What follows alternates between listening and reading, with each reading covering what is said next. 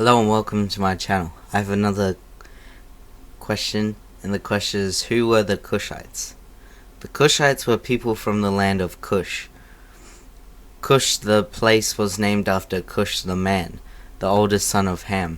Ham was one of the 3 sons of Noah to survive the global flood. Cush was the father of Nimrod, the hunter. Much later, Moses married a descendant of Cush.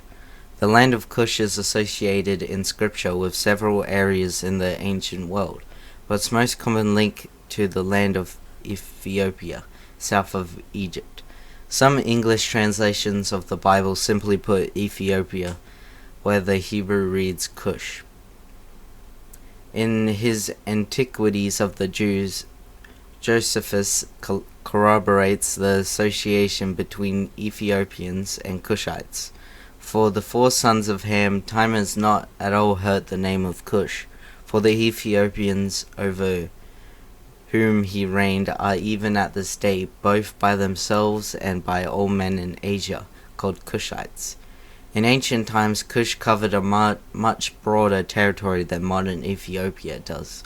The land of Cush mentioned in Genesis chapter 2 verse 13 is most likely a different place than the Cush of later history.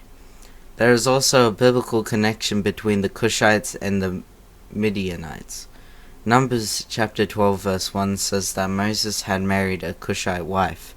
We know that Zipporah was a Midianite. So if Zipporah is the same wife as mentioned in Numbers chapter 12 verse 1, the dwellings of Midian in anguish in the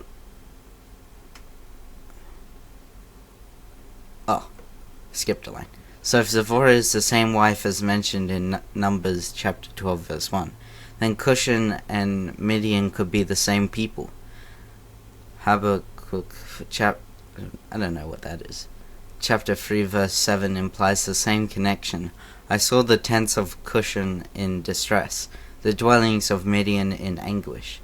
In the parallel structure of the Hebrew poetry, Cushan and Midian are placed as synonyms. The word Cush itself means black, and historically the people of Cush have been dark-skinned. The prophet Jeremiah alludes to the Cushite skin color when he rhetorically asks, "Can the Cushite change his skin?"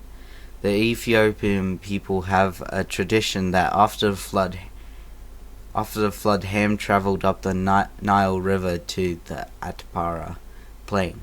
From there he could see the Ethiopian tableland. Ham's family settled there and also in the nearby lowland. This tradition, supported by the biblical account, makes the Cushites among the most ancient people groups in existence.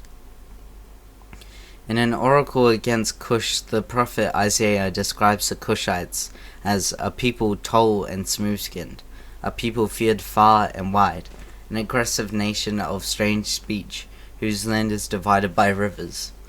Isaiah prophesies that Cush will receive God's judgment, and the inhabitants of Cush will be among those who bring gifts to the Lord during the millennium. Ezekiel chapter 30 verse 4 also predicts a time of judgment for Cush, and Psalm 68 verse 31 predicts a time when Cush would quickly stretch out her hand to God. In the time of Isaiah, the Assyrians went on the march, bent on conquest. Judah, fearing the might of Assyria, was tempted to enter an alliance with Cush and Egypt, but God through Isaiah warned the Jews against such an alignment. The prophet predicted that King Sargon II of Assyria would conquer Egypt and Cush, showing the foolishness of trusting in other nations for help. The king of Assyria will lead away stripped and barefoot the Egyptians, captive and Cushite exiles, young and old, with buttocks bared. To Egypt's shame, those who trusted in Cush and boasted in Egypt will be dismayed and put to shame. Instead of relying on the Cushites to save them, God wanted Judah to rely on him. Trust in God is never misplaced, and God miraculously saved Jerusalem from the Syrians in Isaiah 37. Thank you for listening to this question, and I'll see you next time.